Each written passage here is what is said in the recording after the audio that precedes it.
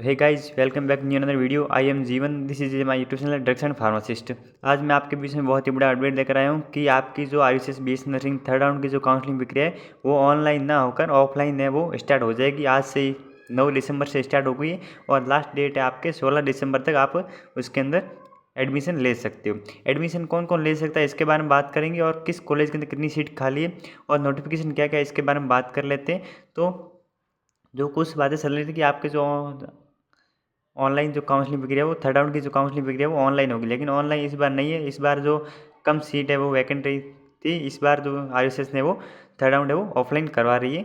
इसलिए जो seat matrix जारी कर ली है आयुष ने कि किस कॉलेज के अंदर कितनी सीट खाली, और एक लिस्ट अलग से जारी की है कि कौन कौन जो है इस ऑफलाइन राउंड के अंदर पार्टिसिपेट कर सकता है। इसके बारे में भी नाम मेंशन कर दिया। जिसके नाम इस लिस्ट के अंदर है वो इस काउंसलिंग के अंदर पार्टिसिपेट कर सकता है, बाकी जो स्टूडेंट हैं पार्टिसिपेट नहीं कर सकते। तो सबसे पहले बात कर लेते हैं आयुष की तरफ से कौन सा नोटिफिकेशन आया, फिर उसके बाद करेंगे कि रिपोर्टिंग आपको किस प्रकार करवानी है। तो सबसे पहले आयुष की तरफ से ये नोटिफिकेशन जारी कर दिया, आज ही जारी किया है, 9 दिसंबर 2024 को जारी किया है। इसके अंदर लिखा all concern candidates are requirement to refer ये वैकेंट सीट मैट्रिक्स है वो आपके आयुष की वेबसाइट पर डाल दिए, और list of candidate 9 December 2024 in order to merit वो may be consider to the admission in vacant seat merit, मतलब जितनी सीट वैकेंट है उस सीट पे ऊपर आप एडमिशन ले सकते हो।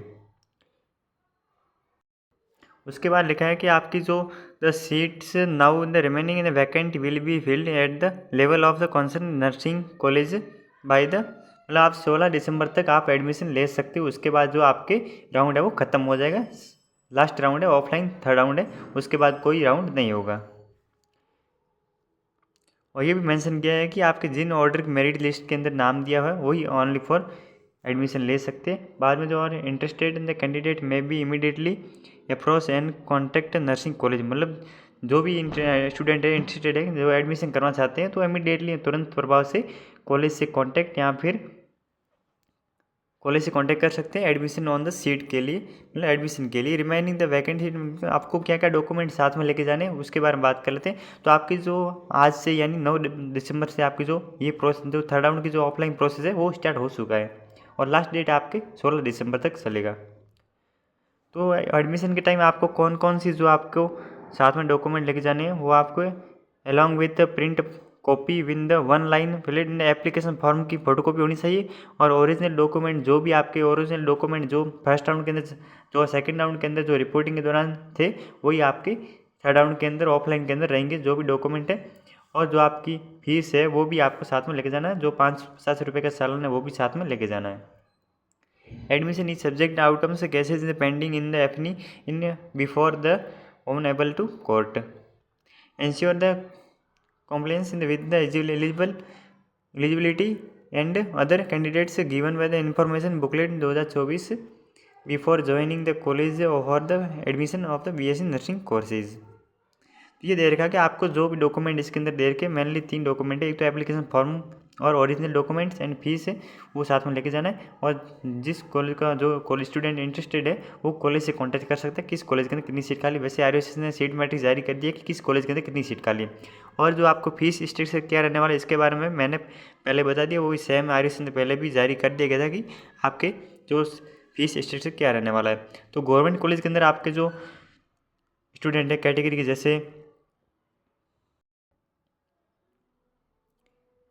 Boys general OBC MBC EWS category student boys के लिए उनके 50,000, और जो गर्ल्स है SC ST की और सभी गर्ल्स है और बॉयज़ है ST ST के उनके 20,000 फीस है। और गवर्नमेंट नर्सिंग कॉलेज जो SMS है उनके लिए फ्री है। बाकी जो प्राइवेट कॉलेज के अंदर क्या रहने वाली फीस, प्राइवेट कॉलेज के अंदर रहेगी आपके 95,000 फीस है सभी स्टूडेंट के लिए। और डोनेशन जो आपके जो कौशल मनी लेते हैं वो 10-15 हज़ार रुपये कौशल मनी ही लेंगे वो। तो बाकी जो सीट मैट्रिक्स है वो आर ने अपनी वेबसाइट पर जारी कर दिया कि किस कॉलेज के अंदर कितनी सीट खाली है।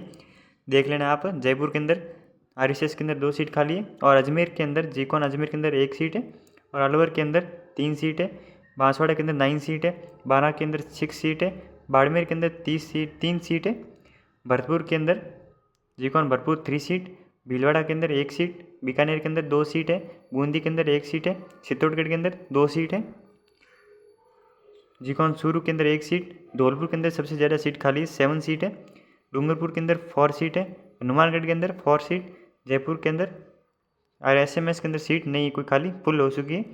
जैसलमेर के अंदर 6 सीट खाली है, जालौर के अंदर 4 सीट, झुंझुनू के अंदर 4 सीट, जोधपुर के अंदर एसएन के अंदर 5 सीट है, करौली के अंदर 1 सीट है, कोटा के अंदर 6 सीट है, कुम्हेर भरतपुर के अंदर 2 सीट खाली, दौसा के अंदर 2 सीट खाली है, नागौर के अंदर 1 सीट खाली है और राजसमंद के अंदर नाथद्वारा राजसमंद के अंदर 2 सीट खाली है। और नावा नागौर के अंदर जो वेरी न्यू गवर्नमेंट कॉलेज है उसके अंदर सबसे ज़्यादा सीट खाली रही है। जैसे नावा नागौर के अंदर 5 सीट है, चित्तौड़गढ़ निम्बा हेरा के अंदर 5 सीट खाली है, पाली के अंदर 3 सीट खाली है, प्रतापगढ़ के अंदर 3 सीट खाली है, चित्तौड़गढ़ बेगू के अंदर 9 सीट खाली, सबसे ज़्यादा इसी कॉलेज के अंदर सीट खाली है। सवाई माधोपुर के अंदर 5 सीट खाली है, सीकर के अंदर 1 सीट, सिरोही के अंदर 5 सीट, श्रीगंगानगर के अंदर 3 सीट और अलवर तिजारा के अंदर फुल हो चुका है, कोई सीट खाली नहीं है। टोंक के अंदर 1 सीट खाली, उदयपुर के अंदर 2 सीट वैकेंट है और केकड़ी अजमेर के अंदर 5 सीट खाली है। बाकी जो प्राइवेट कॉलेज के इसके बाद आप देख लेना कि प्राइवेट कॉलेज में किस कॉलेज के अंदर कितनी सीट खाली है। इसके अंदर आरएसएस की वेबसाइट पर आपको सीट मैट्रिक्स मिल जाएगी और अगर नहीं मिलती तो मेरे टेलीग्राम चैनल के ऊपर मैंने शेयर कर दी सीट मैट्रिक्स और जो भी ऑर्डर आया वो ज्वाइन कर लिया। और कौन कौन स्टूडेंट जो 3rd राउंड के अंदर पार्टिसिपेट कर सकता है इसके बारे में भी आरएसएस ने जो अलग से लिस्ट जारी की। इस लिस्ट के अंदर जिस स्टूडेंट का नाम है वो इस ऑफलाइन के राउंड के अंदर पार्टिसिपेट कर सकता है। जिनको कॉलेज अलॉट हो गई है और ज्वाइन कर लिया और रिजाइन नहीं किया है वो स्टूडेंट इस जो ऑफलाइन राउंड के अंदर पार्टिसिपेट नहीं कर सकते जिन्होंने रिजाइन नहीं किया है। अभी ऐसा नहीं कि आप कॉलेज ज्वाइन की हुई है और इसके लिए आप पार्टिसिपेट कर सकते, ऐसा नहीं होगा ऑप्शन, क्योंकि जिस स्टूडेंट का इस लिस्ट के अंदर नाम है, जिस स्टूडेंट का इस लिस्ट के अंदर नाम है वही ओनली फॉर स्टूडेंट जो पार्टिसिपेट कर सकता है। तो अपनी लिस्ट के अंदर नाम देख लेना, फिर अपनी जो काउंसलिंग के लिए या रिपोर्टिंग के लिए निकल जाना। पहले इस लिस्ट के अंदर नाम देख लेना, फिर आपको लिस्ट के अंदर नाम है तो आप अपने डॉक्यूमेंट देख लेना, डॉक्यूमेंट के साथ निकलना और फीस भी साथ में लेके जानी है, ये ध्यान रखना। तो बाकी जो रिपोर्टिंग किस प्रकार करवानी है इसके ऊपर मैं नेक्स्ट वीडियो कल मॉर्निंग के अंदर डाल दूंगा। आज के लिए नहीं, बाकी नेक्स्ट वीडियो के साथ मिलते हैं नए अपडेट के साथ। Thank you for watching.